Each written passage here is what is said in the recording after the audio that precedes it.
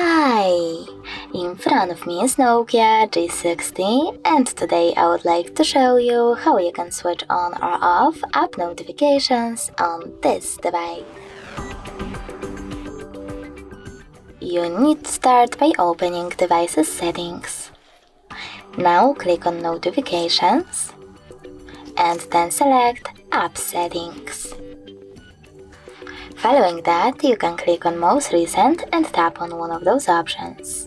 Most Recent, Most Frequent, all apps are turned off. I will go with Most Frequent. Now, in order to block notifications, you need to click on the switcher next to one of your apps, in my case Gmail. So now, when I click on the switcher, all notifications from Gmail are now off. If you wish to turn them back on, click on the same switcher again. You can also click on one of your apps over here and manage all notifications of it by tapping on this switcher next to all app notifications.